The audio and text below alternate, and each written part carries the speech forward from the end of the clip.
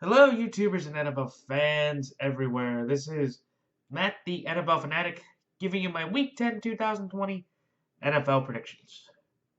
Well, for the Fanatic this week, it was a rough week all the way around. It was my worst against the spread week I have had the entire season. I am incredibly disappointed and frustrated of how the against the spread week went for me, but the good news is it's a brand new week, and we can do a whole new slate of 14 games to try to get the ship right.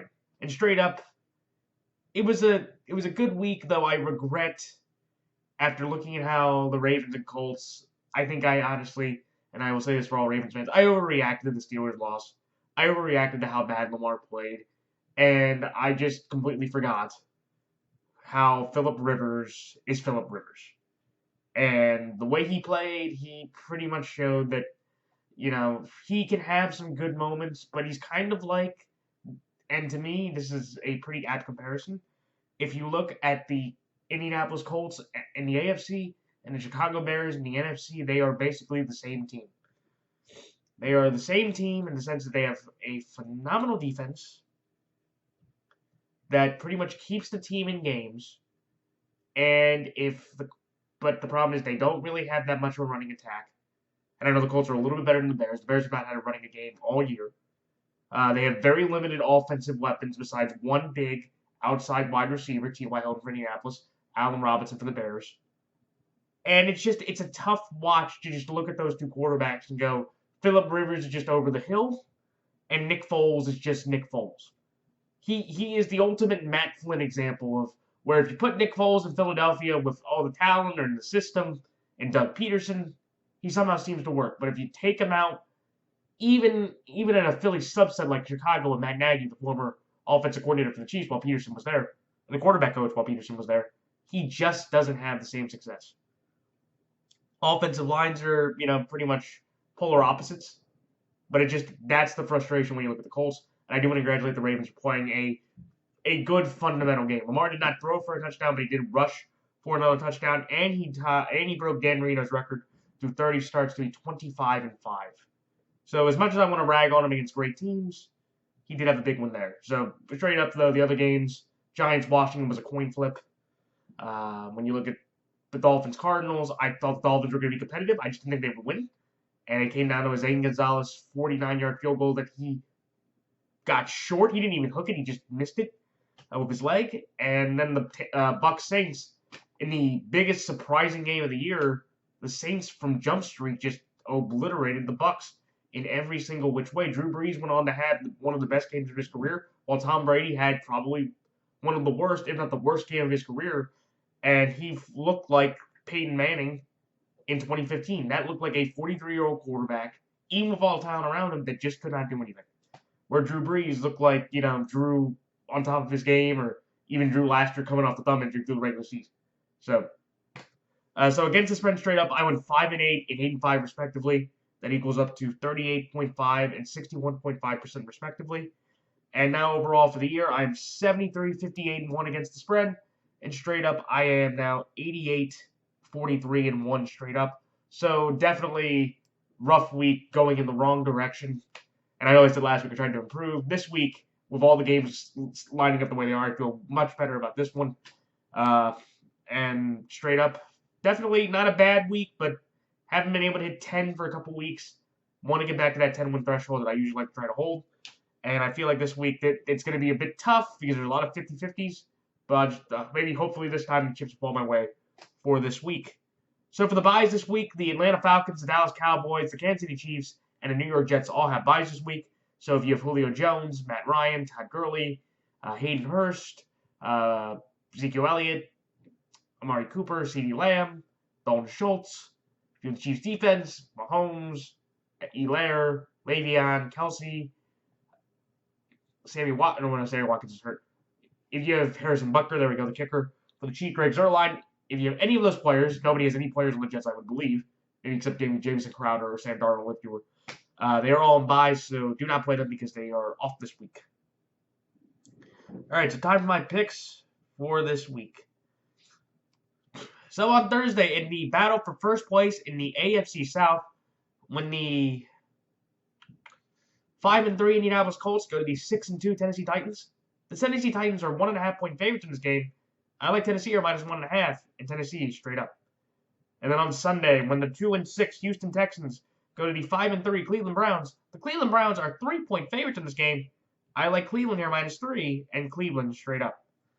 Then the next game, when the 2-6 Washington football team goes to the 3-5 Detroit Lions. The Detroit Lions are 3.5-point favorites in this game. I'm going to take the Detroit Lions here straight up, but give me the Washington football team +3.5. Then the next game, when the 1-7 Jacksonville Jaguars go to the 6-2 Green Bay Packers. The Green Bay Packers are 14-point favorites in this game. I like Jacksonville here to cover +14, but of course, give me the Green Bay Packers straight up to win.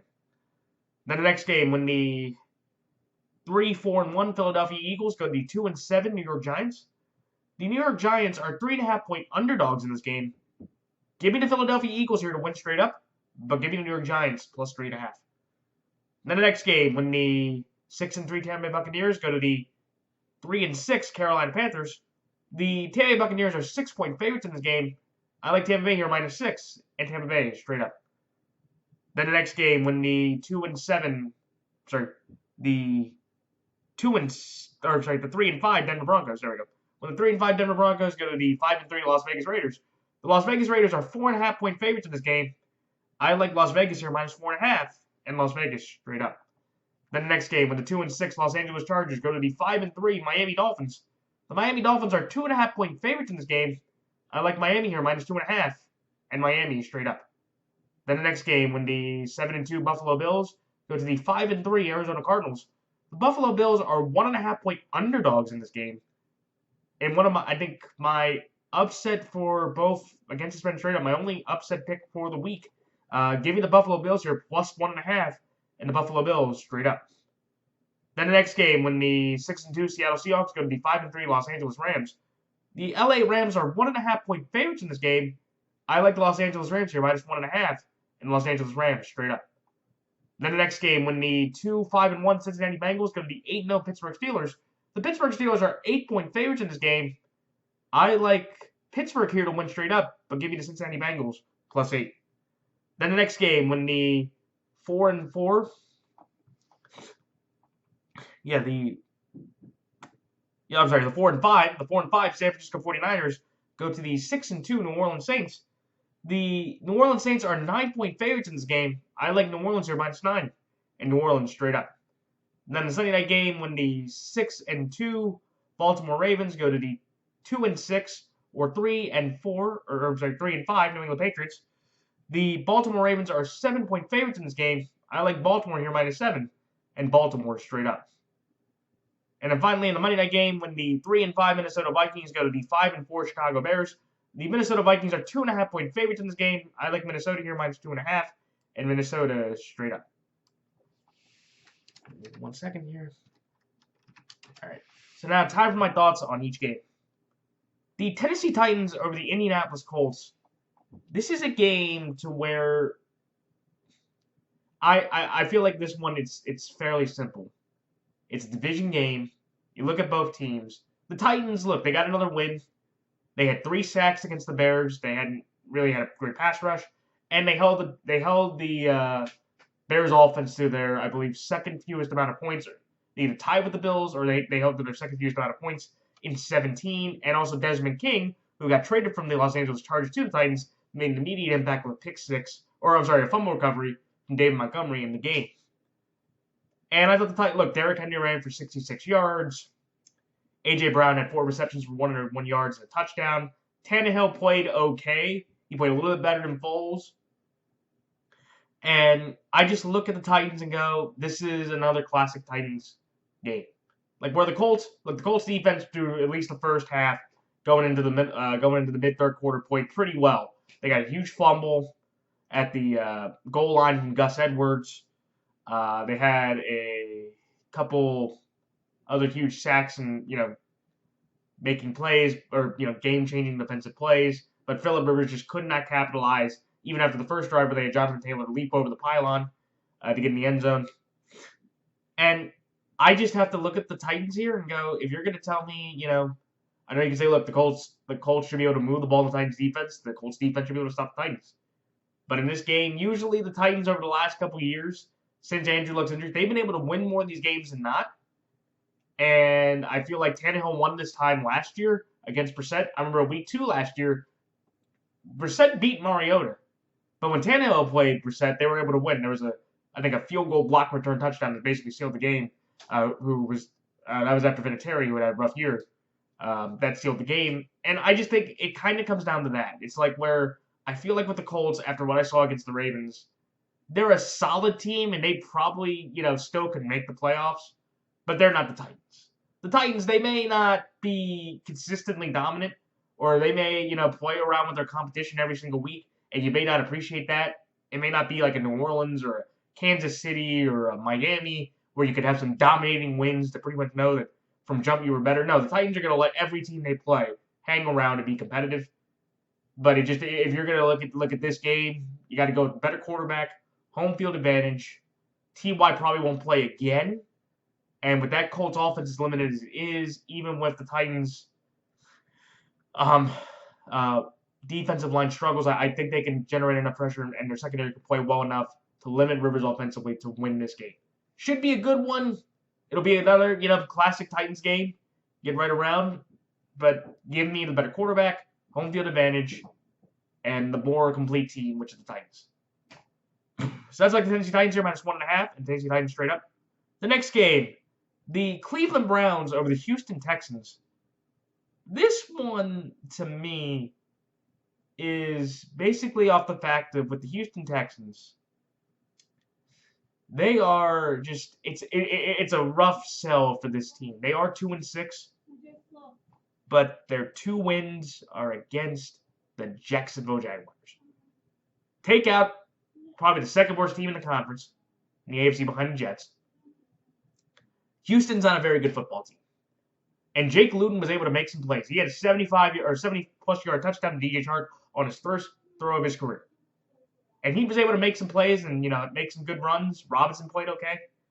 And it took basically a 2-point conversion at the end to stop to win the game. And I think for Houston, even with Cleveland as limited offensively as they were, I don't think the conditions are going to be as good. And I think Baker has more talent around him, even without Odell Beckham out there. I think he has enough with the rest. Nick Chubb could be coming back soon. I don't know or they're going to activate him off the injured reserve list. And by the way, also, quick side note, good luck to Josh Lambo. He got put back on the IR after he aggravated his gluteus maximus, and I wish him a speedy recovery. Quick side note. But the Cleveland Browns here, I have to think they're the better football team. Like Houston against anybody besides the Jags lost every game, and they've been competitive. And I thought if this line was about 5 or 6, I would have probably taken Houston to cover because I didn't think that Browns defense has been horrible. They have been shredded by a lot of decent offenses. They've given up 30 to Cincinnati. They gave up 34 to us. They gave up 38 to Pittsburgh. They, their defense finally showed up against the Raiders, but the Raiders' offense still was able to hold them to 6 points. I think this game is going to be an entertaining game, but if you're going to tell me, do I get the Browns team or the Texans team, and just looking at their season resumes, I'm going to trust that the Browns are going to be able to run the ball with Hunt and Chubb possibly back there together enough. They should get Hooper back, and Baker will make enough plays to where I think Myles Garrett and we'll be able to make 1 or 2 game-changing plays to Watson behind that horrible offensive line to get the Browns this win. And I just feel like, again, like the Browns, they've just been more fortunate. The Texans just feel like, they were competitive against Pittsburgh. They could have beat the Titans. But they looked bad against Green Bay. They looked bad against Baltimore. And their 2 wins are against the Jags. So you really can't count those as, like, credible or dominant wins. And I just have to take the Browns. Like, I think they're going to be rested. They're going to be motivated. And I feel like Houston's a much lower level team in most facets. And I feel like the Browns, just with their pass rush, with their running game, will control the clock. Baker will not make that many mistakes. And he'll be able to make some plays to Jarvis, to Peoples-Jones, to Higgins, to Hooper and Bryant to win this game to get to 6-3, a pretty impressive mark for the Cleveland franchise at this point in the year. So that's why Cleveland here -3 and Cleveland straight up. The The next game, the Detroit Lions over the Washington Football Team. This is one where, honestly, I went with the better quarterback. And look, I am a huge Alex Smith fan. I never thought that Alex Smith was going to be a Hall of Famer, or he's not, one of the best. But I've always felt like for Alex Smith throughout his career, he's always been underappreciated due to the fact that he's been paid so little and produced much more than a lot of other quarterbacks that have been paid more than he has at higher salaries, with less talent and less production. And one of these quarterbacks is Matt Stafford. Like, I will tell everybody right here, shout out to Halfwin's Picks, good friend of mine, big Lions fan. Alex Smith is better than Matthew Stafford. He is. Matthew Stafford, and you guys can all call me a Matthew Stafford hater, and I will accept that. You watched Stafford yesterday. He threw 2 horrible interceptions. He really couldn't, get the ball moving. I know he didn't have Galladay, and the defense was banged up, and even though Hawkinson did play okay, and Swift had some nice moments, and Marvin Jones was able to catch a touchdown late in the game, but I just look at that Lions team, and I just look at Matt Stafford and go, this guy just is not the answer for the Lions. He's not. And but the problem for me is, like with Alex Smith, the one thing about Alex Smith that kind of gravitated me towards him was the fact that he did not turn the ball over that often. Well, yesterday, he threw 3 interceptions. It's been years, probably since maybe his early days, maybe with Chiefs, or the beginning of his time with the Niners when he was just constantly being a turnstile, that he threw 3 interceptions. And they were all bad interceptions. The one to Logan Ryan was the worst. Logan Ryan literally baited Alex Smith into the game-losing interception. And with that being said, I genuinely believe that Ron Rivera has the worst quarterback room in the NFL. Because Kyle Allen dislocated his ankle and he's out for the year. He's going to have surgery today and, best and quick recovery. But Ron Rivera has openly already said as well, Alex Smith will be starting this week against the Detroit Lions. So this will be Alex Smith's first start since 2018 in the game against Houston. So what a story for Alex Smith. However, my issue with that is Alex Smith is not the future of this team. And Alex Smith, as much as I, like him, he has not played well in either role mop-up duty. And the fact that you're not going to give your former first-round pick, Dwayne Haskins, who may not, he may not move the needle, but not to give him an opportunity to see what he can do, it pretty much just baffles my mind. And with that, I know the Washington defense, look, it can make some plays. It has talent. They were able to pretty much shut down the Giants' running attack pretty well. Daniel Jones was able to make some big throws to Ingram, and the one guy, he had 72 yards. I forget his last name, but he had a big game. And the Giants, look, also, in a weird way, Daniel Jones is undefeated against the Washington Football Team during his career. He doesn't have that many other wins, but for Daniel Jones, actually, let me see here. Fun fact here. Daniel Jones has a grand total of 5 wins. Yeah, so he has beaten one other team in his entire career. He's beaten Tampa and Washington. That's it.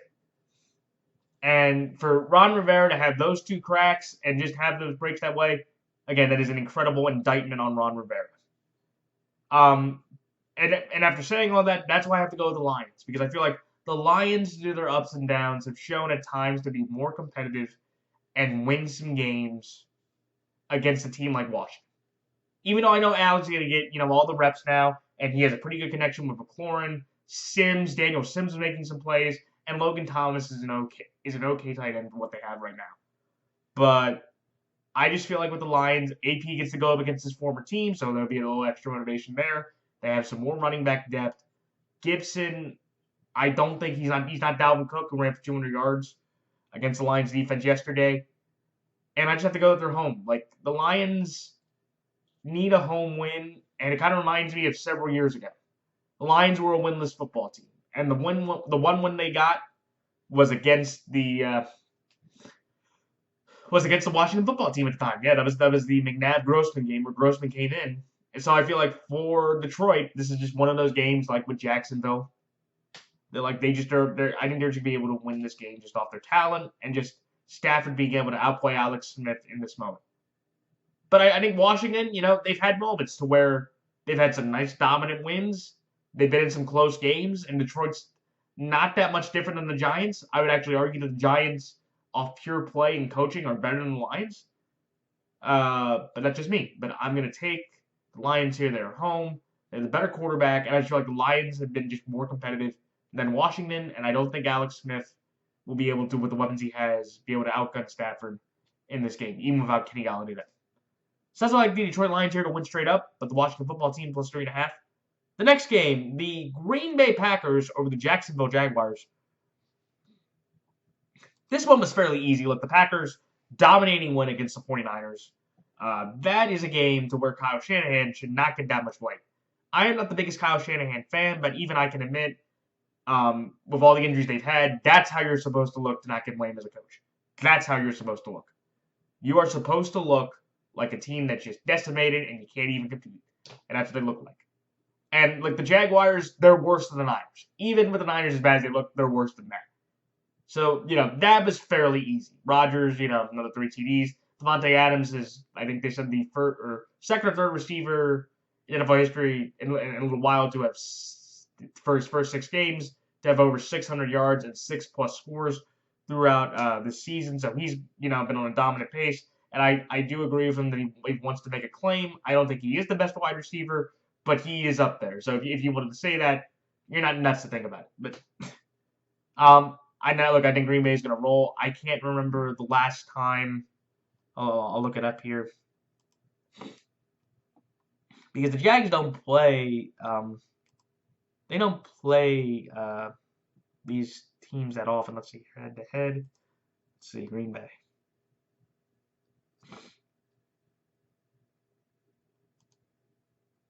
Yeah, so here we go. So, the last time the Jags won in Green Bay, you have to go back to 2004. They won 28-25. So, this is a game that the Jags usually do not win. They are, 1-1 in Lambeau. But, and I just feel like these two teams are just nowhere near close. The only reason why I'm taking the Jags on the line here, though, is that the Jags have shown through their 8 games, in 5 of those games they lost. In 5 of those games, they lost by under 14 points. So I feel like with the Jags, they're not the Jets, to where they're just completely hopeless. And I feel like the Jags can maybe hold around, especially with the Vikings, how they showed them, to hold around enough to keep within 2 scores early. I don't think the game is going to be that competitive, but I feel like the Jags can hold around for around maybe the first quarter, maybe even into the middle of the second quarter, to hold this to be around a 14-point game, and they cover off that line. Is the game going to be entertaining? No. Was it one of the easier picks? Yes. But take the Packers here, just all better around team. The Jags, I just feel like 14 points. I've seen enough life out of the Jaguars against, some decent teams, or just against teams in general, but I feel like 14 is a little bit too much, even for the Packers, who have had some pretty great highs, but some tough lows with Tampa and Minnesota just 2 weeks ago. If Minnesota can hang around at 3-5 and actually win, I feel like the Jags can come 14. But who knows? So that's why I like the Green Bay Packers here to win straight up, but Jacksonville Jaguars plus 14. The next game, the Philadelphia Eagles over the New York Giants. I just mentioned it before. Daniel Jones has 5 career wins. He's beaten Washington all 4 times, and he's beaten Tampa. That's it. He's never beat Philly. He's never beat Dallas. And it's one of those things that the Giants are becoming that team, and I don't know if I've said this in my videos, but if you really look at the New York Giants and strip the records of the entire NFC East, they have been the best team, in my opinion. The best team, in my opinion, is the New York Giants in that division. Strip the records. Strip all the records. The Giants are the best team. Because they have played in their 9 games, 6 of them have been by 1 score. The other 2 were Pittsburgh. The Pittsburgh game was 10 points, 26-16. And then the second one was the blowout against the Niners. Besides that, in their 9 games, they have been able to be within one score against the Bears, against the Rams, against the Cowboys, against the Washington football team twice, the Eagles, and the Buccaneers. So, with that being said, I have to take the Giants here just because of that logic here. And the Giants, just a few weeks ago, played this team to a 1-point game. If it wasn't for the rocket ball that Carson threw to Boston Scott, the Giants win that football game. If Evan Ingram doesn't drop a football, the Giants win that football game on their own. And over the last 4 straight weeks now, they have been within 3 points every single week. So, this is fairly easy. You got to take the Giants on the line here because the Giants have shown that they can be competitive. And the Eagles, they're getting healthier, but the way Carson played, it was not good. They should get Alshon Jeffrey back, which would be huge. Maybe he could help, but they could also get Zach Ertz back. But they lost to Sean Jackson to the same injury Dallas Goedert had, and Dallas Goedert should be back, which would be huge. Or he should be able to. So the Eagles should be more healthy for the first time in a while. But just from what I've seen from the Eagles, I don't have trust that they're going to be able to keep it together or stay healthy, or Carson's going to play well because Carson Wentz did not play well the last time we saw him 2 weeks ago against the Cowboys. And I just look at the Eagles here though, but it's like one of those things where every time the Eagles in these division games, they somehow just seem to find a way. Besides watching them weirdly in week 1, but I feel like as time moves on, it'll be a little bit different. I just feel like with the Eagles, they'll just find a way to win this game because they played the Giants last year at the end of the year. It was a competitive game. It was close, and the Eagles with Boston Scott running a turnover from Daniel Jones was able to win. Daniel Jones has a history of committing some big turnovers against the Eagles in the past, and the Eagles have pretty much dominated the Giants over the last several years in a division sense. I think they have won the last, 6 out of 7, 7 out of 8. They've won a majority of the meetings since 2015 over the last 5 years. So this game is going to be fun. It's a division game, and the Eagles, it might be their last win, seriously, because their schedule gets really tough after this for a while. This might be the last one for the Eagles for a while, so I think they'll enjoy it. But I just, again, better quarterback, history of, the Giants, Daniel Jones' record against everybody in the league, and Philadelphia is just getting healthy and better, and I'll just take Carson Wentz being able to make some more plays while Daniel Jones just makes a couple more mistakes in this game. So that's like the Philadelphia Eagles here to win straight up with the New York Giants plus 3.5. The next game, the Tampa Bay Buccaneers over the Carolina Panthers. This is one to where, look, I watched that Tampa Bay Buccaneers game. That wasn't even close. By 8 minutes and 45 seconds in the second quarter, the game was over. They were already down 21-0 or 28-0. Very rarely do you get Tom Brady in garbage time and garbage time that early. Tom Brady put up 3 points for the first time in his 20-year career. He got swept by a division rival, which is kind of staggering to hear that, but not really because he was in the AFC East for the last 2 decades. And they could not run the ball. The Bucs only ran for 5 times, which is the fewest amount of rush attempts in NFL history, which is staggering. And I just looked at the Bucs defense. Mike Evans could not get open. Marshawn Lattimore held him down to 2 targets and no receptions. Antonio Brown was the biggest factor. He had 3 receptions, and he was on the field a majority of the snaps. Chris Godwin was a no-show. Gronk only had 1 reception. And that Bucs defense, which had been kind of up and down, and you kind of even saw with the Giants that, Wayne Gallman, Dion Lewis, they were able to make some big runs. Darius Slayton was able to make some key third-down conversions, and they were just 1 PI call away from being able to tie the game. Now, that Bucs defense at times is not very good, and they can have some serious struggles coming up, against some better teams. And the Saints exploited that to the fullest extent. Taysom Hill was just running over people. Cameron Jordan, Tyler Hendrickson, the 3rd-round pick out of Florida Atlantic, had a monster. Trey Hendrickson, he had a monster game. Jack Rabbit was toned down.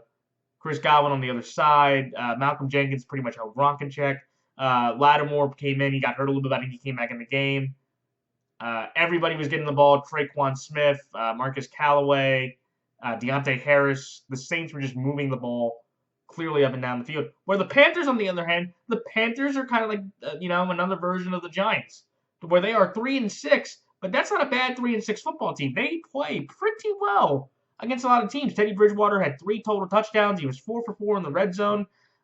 Christian McCaffrey was able to get a nice 100-yard scrimmage game, though he hurt his shoulder, so he will likely be out again.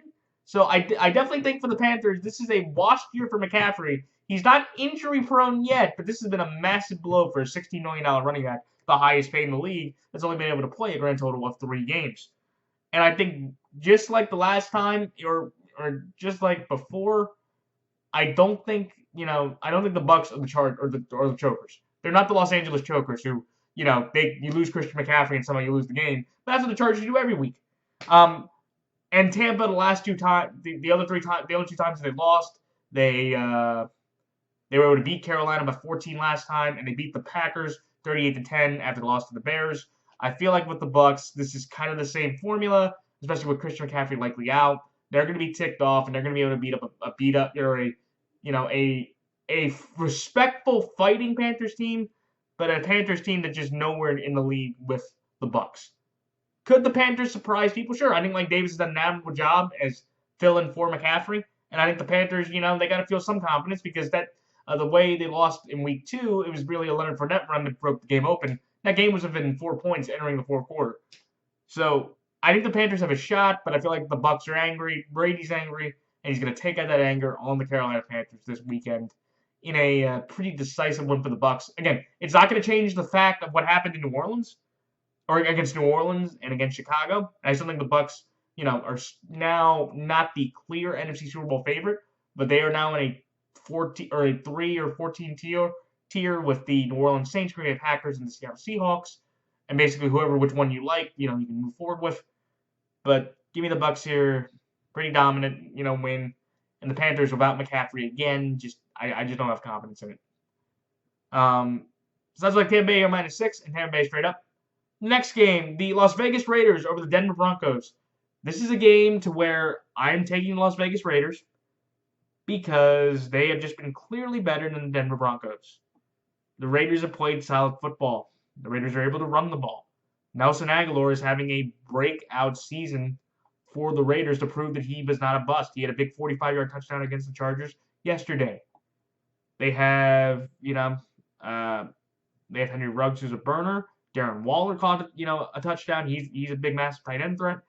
And I just look at the Raiders and go, it's been pretty impressive what Gruden's been able to do, especially with the offensive line issues they've had with the COVID case to Trent Brown. He still hasn't been able to really deploy that often. They've have Derek Carr's only thrown 2 interceptions so far to, I believe, 16 TDs, so he's been pretty efficient with the football. And I just look at the Broncos and go, they're just too banged up. Noah Fant makes 1 big reception in the Atlanta game, and then he gets taken out the rest of the game with an ankle injury. Albert O really, can't do that much. Tim Patrick and Hamler really didn't make that much of an impact, and Drew Lock played horrible. Drew Lock through 3 quarters against Atlanta had a pretty low quarterback rating. He didn't even have 100 yards against the Atlanta defense, which has gotten better. And I think Raheem Morris, a quick side note for Atlanta, Raheem Morris, if he can beat the Saints or look competitive against the Saints, he will win and he will earn that Atlanta Falcons job, and the Falcons will not have to make that big of a transition. Just take the interim off Raheem Morris' title and give Raheem Morris the permanent job. I think he's been that good, and the Falcons have been able to close 3 of their last 4 games while having a lead. In Atlanta, that is significant that he's been able to get that team to hold a lead. So, to get back to the Denver Broncos and Vegas Raiders here, I think Denver, they've had some moments, but I just feel like the last 2 weeks, if it wasn't for the Los Angeles Chokers choking away that game, they have not played well really since Lock's been back. They got blown up by the Chiefs 43-17, and they lost to the Falcons by 7 when they were down by about 16 going into the fourth quarter. And I just like what the Raiders have been doing. I think the Raiders, they've been pretty good at home. They've had really 1 bad loss, and that was against Tampa. The other game that they lost was at Buffalo, and they beat New Orleans, and they won the other game they played in Vegas, I believe. So I look at the Raiders as a solid football team that against the Broncos, with their injuries, with the confidence they have, with the talent they have, they should be able to win this game. I remember last year they were able to win the first time against Denver. So they've done this before, just last year when Denver came into town. And I know Drew Lock he beat the Raiders in his final game. In the final game of the last year, Drew Lock was able to beat the Raiders with Carr with the squad. Mike Mayock's taken over. He's put more assets in. Or well, I know Mike Mayock was there last year, but he's put more assets in. The offensive line's better. The team structure is better. And that Raider team just, is just more better disciplined and coached than it's been in a while. And I think the Raiders just get this one just off a gritty, tough AFC West type of battle to where the better quarterback, the more complete and healthy team wins, and the home field advantage of the Death Star gets the Raiders this win. So that's why the Las Vegas Raiders took minus 4.5, and the Las Vegas Raiders straight up. The next game, the Miami Dolphins over the Los Angeles Chargers. This was simple. The Miami Dolphins, throughout the league, have been probably one of the nicest surprises in the league. Seriously. Like, if you looked at the Dolphins game yesterday, Tua Tagovailoa outplayed Kyler Murray. He outplayed him in every single way. And the game came down to, I know a lot of you were going to say it came down to Zane missing the field goal. Sure, no, but it came down to the first drive of the game where Kyler Murray got strip sacked and Shaq Lawson picked it up for the 36-yard touchdown to put the Dolphins back up 7-0. And from that moment on, the Dolphins never at any point trailed or were were behind the entire game. I think the rest of the way through that, they were either tied or ahead through the rest of that game. I thought that Preston Williams and Gesicki had massive games. Adam Shaheen, or Mac Hollins making his first reception since he was an Eagle several years back. And I just like what the Dolphins defense did. When they had to make some stops, especially on that 4th inches play, which I didn't quite understand why Cliff Kingsbury did not give the ball to Kyler Murray. He put it in Chase Edmonds' hands, and Edmonds failed. And that was the difference in the game. And honestly, I'm taking the Dolphins here because, look, first of all, that team's going to be motivated. Most of those guys were there last year when the Chargers blew them out. So they're going to be angry from what happened. And also, the Chargers are the chokers. This football team in Los Angeles makes you amazed to realize how much losing, how much heartbreak can a city take. And it's Los Angeles, for crying out loud. They won the World Series and the NBA championships this year. And the Rams, who are basically the Dodgers and Lakers of Los Angeles, respectively, the Chargers showing you they are really the Clippers and the Angels of Los Angeles by just being this bad, but also this talented. Like, Kawhi Leonard and Paul George and Doc Rivers can all say, hey, we learned that choking from Los Angeles. We learned that from the Chargers. Because every single week you watch the Chargers and they play fantastic. And, they were able to make plays offensively. They're able to make plays defensively to get to big leads or to be able to come back. And it was great because this time around, it was the opposite. The Chargers were down a majority of the game, and they were able to get down to the field, and Herbert threw a solid pass to their backup tight end from the Gamecast, if I remember, his only other 2 catches were for touchdowns. So he's going to be 3 for 3 for touchdowns. He comes down, he gets both his feet in, but as he's coming down, the ball bobbles and hits the ground as he's hitting the ground, which is an incomplete pass, which won the Raiders the game. And it's maddening, it's frustrating, but it makes it simple to pick the Dolphins. Because look, could the Chargers beat the Dolphins? They could. Herbert's playing better than Tua at this point, but I just feel like Tua's been more confident. He has a team that, they have the better special teams, they have the better defense, they have the team that's more prepared. And I'm just going to take Brian Flores over Anthony Lynn as a head coach in this game. Like, also the Chargers are going to be like the Rams. They have to come out to Miami. Last time, a team came out there, the Rams did that, and they got throttled. I do not think the Chargers will look as bad as the Rams, but I do not think they win this game just based off of that. And the last 2 games of the Dolphins at home, 24-0 against the Jets, 28-10 against the Rams. So that is 5 points a game that the Miami defense been able to hold at home the last 2 weeks. And I think that the Dolphins, they just continue that role. Like, I can't, if people want to take the Chargers, go right ahead. I wouldn't be surprised. I would just tell them, you just have to look at this choking and, go, that's what they do. So that's like the Miami Dolphins here, minus 2.5, and the Miami Dolphins straight up. The next game, the Buffalo Bills over the Arizona Cardinals. This is a game to where I wanted to take Arizona. I did. Because Buffalo they are 7-2, and they have won now. They've won 3 straight after losing the other 2 to the Titans and the Chiefs. And Josh Allen had one of his best games of his career. He threw for 300 yards and 3 TDs in the first half. He ended up rushing for another touchdown, and the Bills are 7-2 for the first time since 1993, the last time they went to the Super Bowl. But my thing is, I'm taking the Bills here because I trust the Bills defense a little bit more than the Cardinals. The Bills defense has not been great. They have not been great against high-powered offenses. You could look at Kansas City; they got beat. You could look at then the Titans; they put up 44, and the Titans 44.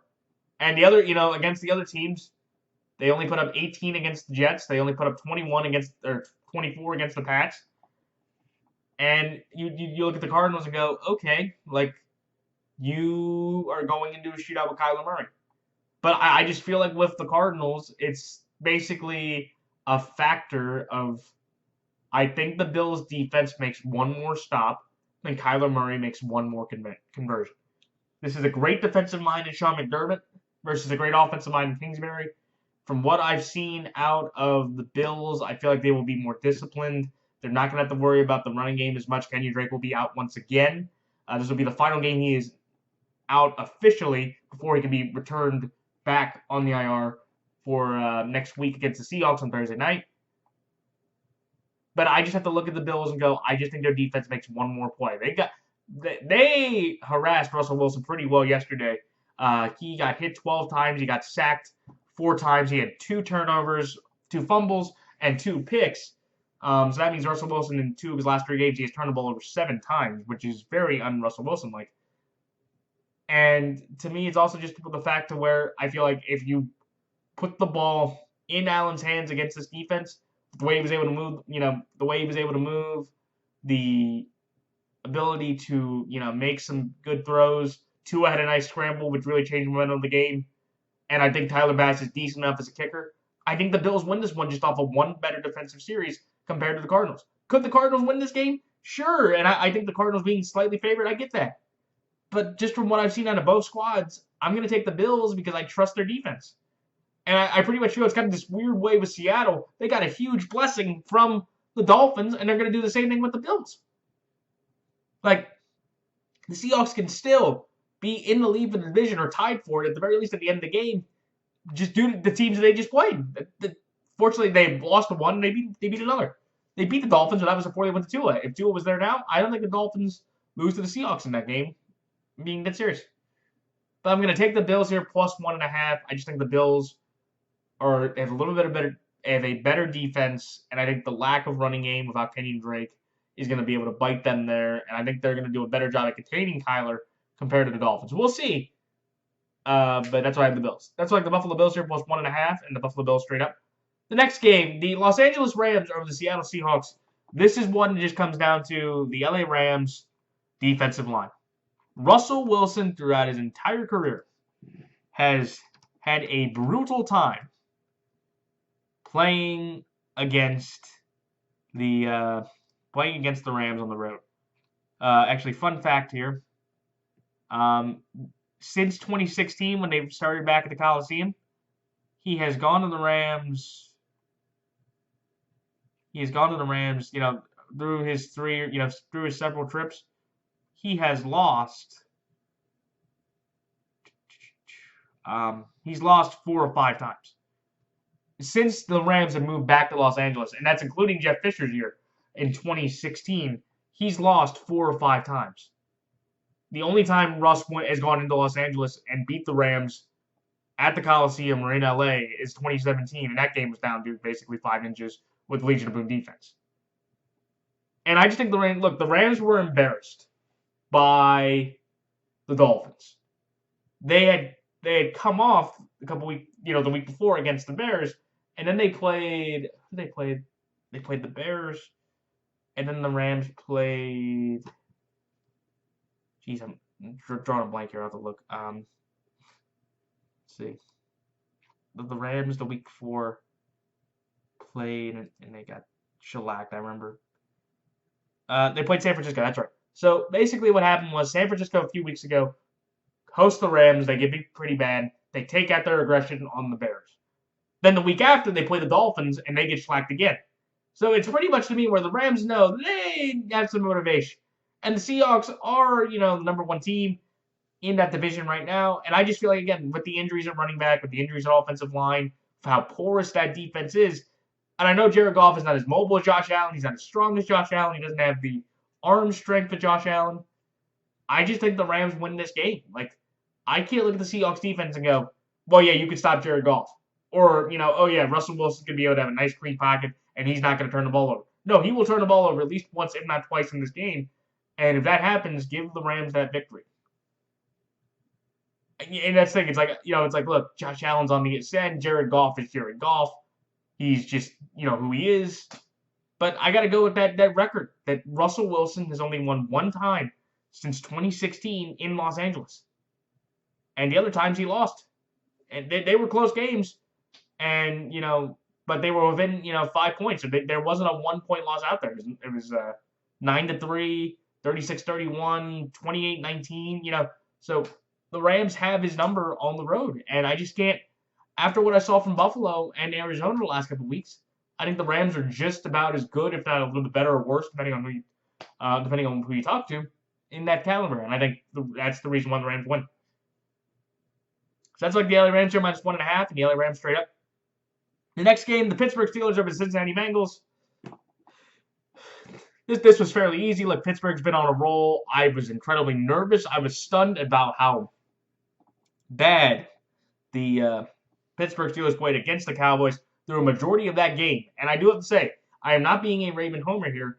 The Pittsburgh Steelers got some massive breaks from the refs on some questionable calls, especially the call from Joe Hayden on Amari Cooper, where I thought that was at least defensive holding and not blatant pass interference. The Jalen Smith, face smash, or helmet grab, roughing the passer, even though it is by the law, that is a foul, so I understand. But the Steelers were able to, kind of bounce back. Ben played pretty well. They scored 15 unanswered points to win the game. And Minka Fitzpatrick made, the game-winning play for the second week in a row. And I think it just also, it's Cincinnati and Pittsburgh. Pittsburgh has been dominant over Cincinnati through Mike Tomlin's entire tenure. Big Ben, I believe they said, has more wins against the Bengals than, the Bengals do, have had in a regular season. That's how dominant this guy has been throughout his career. And look, the last couple of times they played them with the Mason Rudolph game. That was a 6-point game. But the time before that, they blew them out last year at home in Pittsburgh.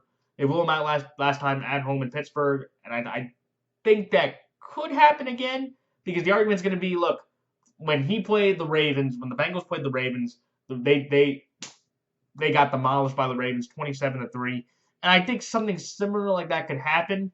But I've seen Joe Burrow play well enough that I think he'll outplay Baker, and I think he'll be able to hold on around this game. And the Bengals have basically been also been able to cover a majority of their spreads. Actually, I think they have gone, they're 2-5-1. They're 7-1 against the spread this year. The only game they were not able to cover was the Baltimore Ravens game when they were favored by 14.5 points.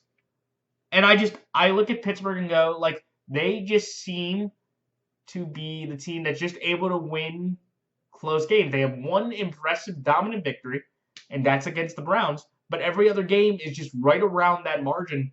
And I just feel like with the Bengals, it's kind of the same thing. Look, if the Bengals are up 10-0 and they blow that lead, they still kept it close. If they're up, if they have a chance to, get a field goal or, keep it close, they're going to hang around in there for a majority of the game. And that's why the Bengals are +8 for that reason. Do I think Pittsburgh wins easily? Yes. I just feel like, look, this game either goes a typical Bengals game now this year that they hang around and be competitive, but they don't pull off the upset, or it could be like the Bengals-Ravens game where the Bengals just get destroyed due to that really bad offensive line and Giovanni Bernard not being able to move the ball through the ground. So I believe it'll be the second choice, and that's why I have the Bengals holding with 8 points, or covering 8, but the Steelers winning straight up.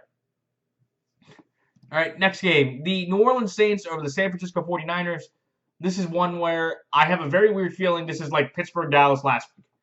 Everybody saw the 49ers, and they got destroyed. They got destroyed by the Packers in every which way.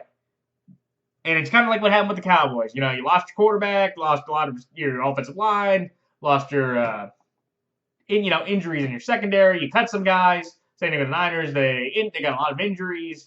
They got over $80 million on the IR, and nobody's going to give them a chance to play the New Orleans Saints, who just had one of the most impressive, if not the most impressive victory of the entire NFL season. But there's just something in me going, like, I'm just going to tell people this 49ers Saints game is not going to be as dominant as what happened last time. I have a weird Steelers-Cowboys line vibe this week. It was a 14-point line. For some odd reason, I feel like Kyle Shanahan has a formula. He went to the Superdome last year with Jimmy G. I know this is Nick Mullins, and he was able to beat the Saints in a shootout game, 45-40. I know Kittle's not there either, so it may not be that competitive. There's this weird feeling that New Orleans is so confident they're going to go into a Niners game with a banged-up Niners team and maybe have a letdown and keep this game within 9 points. I can't do it because I just think there's just too many injuries, and they lost Jaquiski Tartt. The Niners did. They're starting safety on the IR for the next 2 games, or for the next 3 games. For the next 2 games, like they're going to bye the week after. So he's going to be out along with Sherman, along with Ford. They just traded Quan Alexander like a week ago. This Niners team should not really have a chance against New Orleans. But there's just this weird feeling. I'm like, if Garrett Gilbert can make the Cowboys, or make the Steelers sweat it out through 75%, Nick Mullins can have a decent game and somehow be competitive against the Saints team that everybody's feeling will just roll through them after what they saw last night. So that's why I like the New Orleans Saints here -9, New Orleans Saints straight up. And then the final 2 games, the Baltimore Ravens or the New England Patriots. Last year, this game was incredibly important because we were playing the measuring stick of the league. Boy, how does a year change, and boy, does how everything look different. The Ravens are just clearly better than the Pats. Look, the Ravens are dealing with some injuries. We lost Rodney Stanley. Marlon Humphrey probably will not play again because he will still be on the COVID list. And Calais Campbell left with an ankle injury. You just have Lamar Jackson against Cam Newton. And I just feel like, again, no N'Keal Harry, he's dealing with a concussion. No Edelman, he'll be out for his third game in this 3-week IR stint. Stephon Gilmore's dealing with a knee injury. Lawrence Guy is not playing tonight. He may not play next week either. And I just feel like the Pats are just too decimated. And I've already seen Denver go into New England and beat them. I've already seen San Francisco blow out New England in New England. For the only guy in NFL history to have multiple multiple postseason wins in New England is John Harbaugh. So I feel like John Harbaugh is really licking his chops to be able to beat up this banged up Patriots team. It doesn't have the same panache, especially with Brady not there, but I got to go with the Ravens. Just, they look pretty good. Lamar should be able to play well. Even though Lamar has some rough struggles, I feel like our Ravens defense should be able to shut down what's remaining of the Pats offense. It's going to be a brutal game for New England, which will get them probably to 3-7. I'm sorry, 3-6. And for the Ravens, they get to 7-2 and pretty much solidify themselves in the playoffs. I think at that moment, because the only couple of tough games that the Ravens have left are Pittsburgh and Titans, and the rest of the schedule is just a cakewalk, in my opinion, the rest of the year. So that's like Baltimore here -7 and Baltimore straight up. And finally, the Minnesota Vikings over the Chicago Bears, who, I know, and it sounds weird, 5-4 against 3-5. And you're going with the 3-5 Vikings. Yes, because I've seen the Minnesota Vikings play the last 2 weeks. They have played well. And I genuinely believe with the Minnesota Vikings that they are going to be able to pull out a victory based off the same formula that they have had before. They're going to run the ball with Dalvin Cook, who had back-to-back 200-yard games. He is now NFL leading rusher. I like what Cousins has been doing. He's thrown, about 200 yards, 4 TDs, no picks last few games. Justin Jefferson had, 3 receptions. Thielen made a nice play. Irv Smith caught a touchdown, or Irv Smith caught 2 of the touchdowns. And I just like how the Vikings have been playing. It's weird because the Vikings, in a weird way, they can get to 500 through 10 games, and who knows if they can make the playoffs or not. Maybe. But I just look at the Bears, and I just can't do it. I thought in New Orleans I was close, but they let me down. Nick Foles did. And it's just like, I've watched the Bears enough, and I'm like, well, look, he put up 10 against the Rams. He put up 23, he put up 17 against the Bears, but that was with 2 touchdowns in the fourth quarter. They were getting shut up by the Titans 3 quarters into that game. And the Titans defense has been horrible. So if the Titans defense can do that, the Vikings defense, even with their injuries, with no Daniil and no Yannick, they can do the same thing. And also, it's going to be a historic moment, everybody, because Kirk Cousins, with my prediction, will get his first ever win on Monday Night Football. The man has never won a Monday Night Football game. And I just feel like with this team and this moment against Bears team. He makes history and gets his first win in his 9th try. So, yeah, so do I think the Bears could win? Sure, because I remember I did this a couple years ago, or I think I did this last year. I picked the Vikings to win on Monday Night Football, and they got destroyed. Or it might have been 2 years ago. Yeah, it might have been Kirk Cousins' first year there. He was, the Bears were playing bad. Trubisky really couldn't move the ball. Trubisky got hurt that game. He had shoulder injury, which ironically he has now. And Chase Daniel came in and he was able to outplay Kirk Cousins. They won 16-6. These two teams are different now, and I just feel like the Vikings have a little bit more momentum, and I'm going to trust that compared to the Bears. To where, like, the Bears, if you get 21, I think you get it. And the Vikings last 2 weeks have put a 28-34.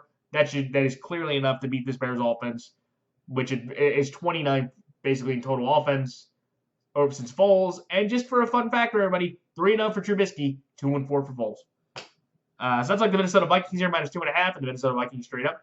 So those are my thoughts, comments, and picks for this week. Like, comment, rate, subscribe. Please check out the NFL YouTube Prognosticators page to see other great prognosticators such as Geo Knows, Beetle Bailey, Half Moon's Picks, Bridgewater's Finest. Also, shout out to Fire and Brim Sports and Sports Fan Entertainment. They are great prognosticators. I have their channel links on my page. And that is it. So until next week, this is Matt the NFL Fanatic signing off. And everybody, especially at this time, please wear a mask, social distance, and wash your hands frequently. Please do that on a consistent basis for everybody out there. And until next week, this is Matt the NFL Fanatic signing off. Till next time, so long.